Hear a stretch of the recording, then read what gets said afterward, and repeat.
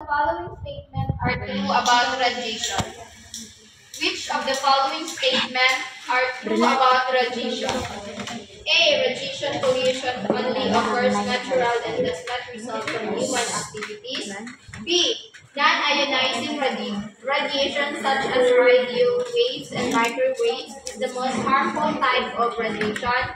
C. Exposure to high level of radiation can lead to health risks such as radiation sickness, genetic mutation, and increased risk of cancer. D. Radiation pollution has no impact on the environment and only affects human health. Number 7. Is the effect of water pollution? A. Acid rain will devastate landscape while atmospheric deposition of carbon dioxide will cause ocean acidification. B. Littering near ocean and water bodies is the problem. C. Leaching involves the runoff of the contents of soils into nearby watercourses. D.